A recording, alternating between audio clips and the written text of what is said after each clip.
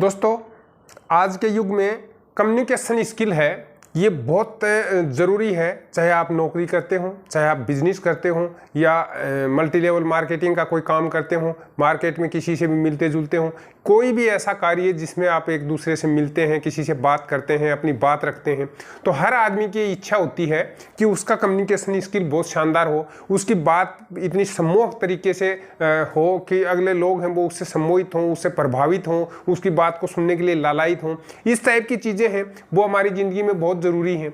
और इसलिए दोस्तों, अपने आप को इस टाइप से आप एक बढ़िया वक्ता बना सकते हैं जिससे कि बात है उसके अंदर इस टाइप का जादू हो जो आपको दूसरे लोगों को आपकी तरफ आकर्षित करने के लिए पर्याप्त हो, जिससे कि आपका एक बार प्रभाव पड़े। जब पहली बार आप उससे मिलेंगे, उसके बाद में आप जब उससे दोबारा मिलेंगे तो वो आपको तुरंत देखते ही पहचान जाए।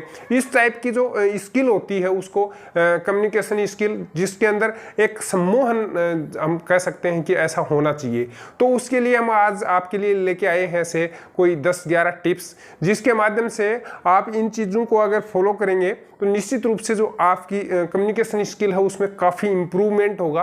और इम्प्रूवमेंट ही नहीं होगा बल्कि इस टाइप से आप अट्रैक्टिव करने वाली भाषा है वो उसको आप इस्तेमाल कर पाओगे।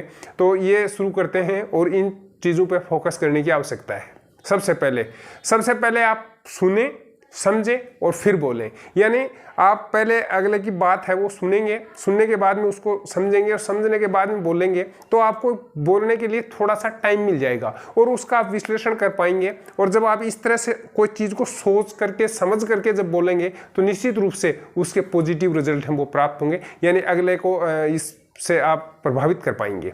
नंबर 2, आंखों में आंखें डाल करके बात करें। कभी भी ऐसे इधर उधर देखते हुए यूं बातें नहीं करें। जब भी आप किसी से बात करें उसकी आंखों में आंखें डाल करके आपका चेहरा और सामने वाले का चेहरा है वो एक दूसरे की तरफ देखते हुए इस तरह से हों जिससे ज़्यादा इफेक्ट पड़ता है। साथ ही आप बीच बीच में उसका अगर नाम ले करके भी बात करेंगे तो उससे उसका अट्रैक्शन है वो ज़्यादा बढ़ेगा, परिणाम स्वरूप वो ज़्यादा इफेक्टिव होगा और आपकी बातें हैं वो ज़्यादा उसके ऊपर प्रभाव डाल पाएंगी।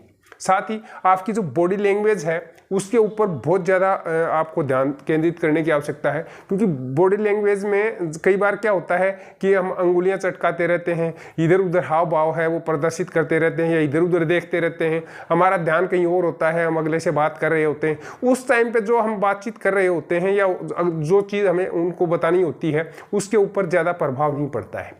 क्यों? क्योंकि हमारा बॉडी लैंग्वेज है वो उसके लिए तैयार नहीं है कि हम बातचीत करने के लिए तैयार हैं, अगले को प्रभावित करने के लिए तैयार हैं या उसके ऊपर इंप्रेशन डालने के लिए तैयार हैं। खुद हम तैयार नहीं हैं तब तक अगले के ऊपर इस टाइप का प्रभाव है वो पड़ना संभव नहीं है। इसलिए इसके ऊपर बहुत ज़्यादा आपको ध्यान केंद्रित करने की जरूरत है। दूसरा, नंबर 4, मोबाइल या दूसरे जो डिस्ट्रैक्ट करने वाली चीज़ें हैं उनको कम्युनिकेशन के दौरान में आप कहीं दूर रखें या स्विच ऑफ कर दें। क्यों? क्योंकि ये जो बार बार ध्यान डाइवर्ट करते हैं इसका आपका जो एक फ्लो होता है, यानी जो रिदम होती है बातचीत की, जो उतार चढ़ाव होता है उसमें ये आकर के बाधा उत्पन्न करती हैं, परिणाम स्वरूप आपकी लय टूट जाती है। और जब आप दोबारा से उस लय को प्राप्त करने की कोशिश करते हैं तब तक कहीं और दूसरा कोई डिस्ट्रैक्ट करने वाली चीज़ है वो उसमें बाधा पहुंचा देती है, परिणाम स्वरूप तारतम्यता नहीं बनती है। और ये तारतम्यता जब तक नहीं बनती है तब तक अच्छा कम्युनिकेशन नहीं हो सकता, और अच्छा कम्युनिकेशन नहीं होगा तो वो प्रभावशाली भी नहीं होगा।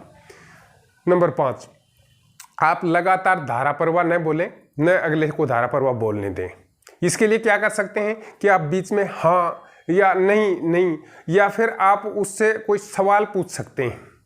बीच बीच में कोई भी सवाल पूछते रहिए, उससे अगले के ऊपर ये इफेक्ट पड़ता है कि आप पूरा इंटरेस्ट उसमें ले रहे हैं, और जब उसकी बातों पे आप पूरा इंटरेस्ट लेंगे तो ये बहुत ज़्यादा हो जाती है कि वो आपकी बातों में इंटरेस्ट लेंगे, यानी आपसे एक तालमेल बना करके वो चलेंगे, आपसे जुड़ाव महसूस करेंगे। और ये जुड़ाव है ये अंततोगत्वा अपने कम्युनिकेशन जो आप कर रहे हैं उसको ज़्यादा प्रभावी बनाने में कामयाब होगा। साथ ही कभी भी आप खुद ही नहीं बोलते रहें, अगले को बोलने का अवसर दें, और जब वो बोल रहा है तो उसको बीच में रोके नहीं, बीच में टोके नहीं, उसको बोलने दें। अब वो जो चीज़ कहना चाहता है उस चीज़ को पूरा वाक्य को पूरा करने दें, जिससे कि अपने वो उसके जो मनोभाव हैं उनको आसानी से पढ़ पाएं और अपने को अवसर भी प्राप्त हो। साथ ही उसके बाद अब आप जवाब दोगे तो वो अगला व्यक्ति है वो भी ये समझेगा कि उसने मेरे को तवज्जो दी है, इसलिए आपकी बात को तवज्जो देने की कोशिश करेगा। अदरवाइज क्या होगा कि आप उसकी बात को बीच बीच में काट रहे हैं, तो उससे क्या होगा कि थोड़ी देर तक तो वो प्रयास करेगा, उसके बाद में वो जो मन की बात है वो कहने से कतराने लग जाएगा। परिणाम ये होगा कि आप उससे कम्युनिकेशन है वो इस तरह से बाधित कर लेंगे और वो फिर आपकी बात का प्रभाव है वो बहुत कमज़ोर हो जाएगा। साथ ही किसी बात को आप अपने ऊपर पर्सनली नहीं लें। कोई भी जवाब उसके द्वारा या सामने वाले के द्वारा कोई जवाब दिया जाता है तो उसको अपने ऊपर ले जा करके और आप इस तरह से माइंड में सेट नहीं करें कि ये बात मेरे लिए कही गई है, तो उससे आप लड़खड़ा सकते हैं, बीच में आप बाधित हो सकते हैं, आपका कम्युनिकेशन जो प्रवाह है वो टूट सकता है, परिणाम स्वरूप आपका जो कम्युनिकेशन है वो बिगड़ जाएगा। तो इसलिए कभी भी उसको पर्सनली इस टाइप से नहीं लें, यानी अपने इमोशंस को संभाल करके रखें, उनके ऊपर कंट्रोल रखें।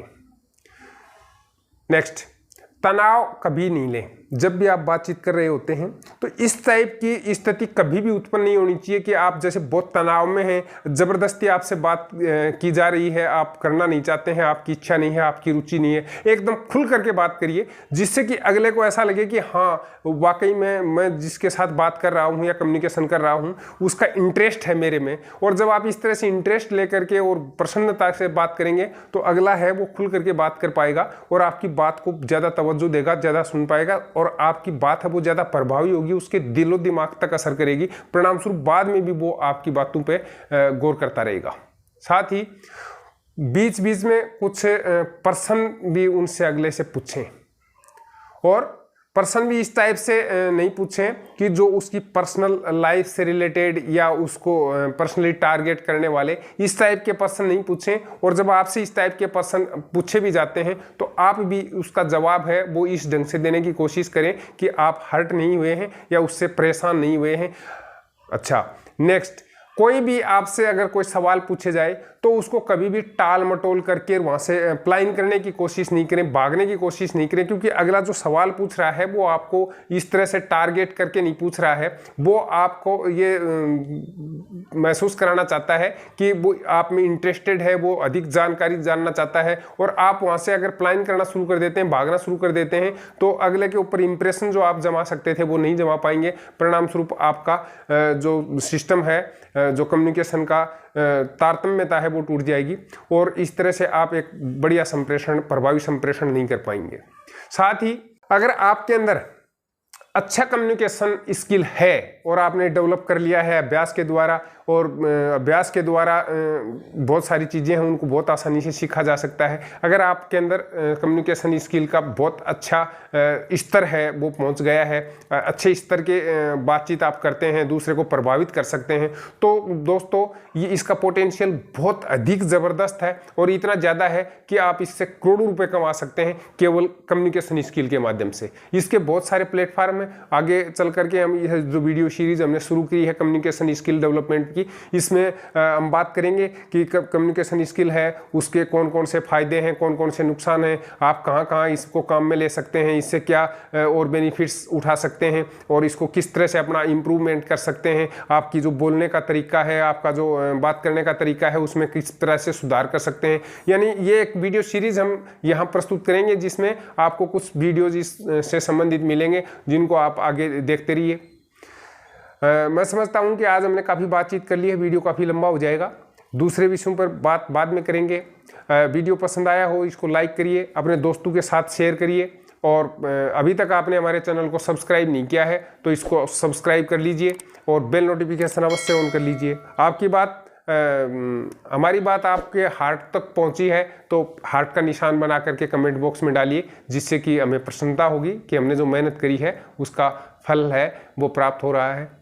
फिर मिलते हैं किसी ऐसे ही पॉजिटिव विचार के साथ, तब तक के लिए अपना ख्याल रखिएगा। Bye bye.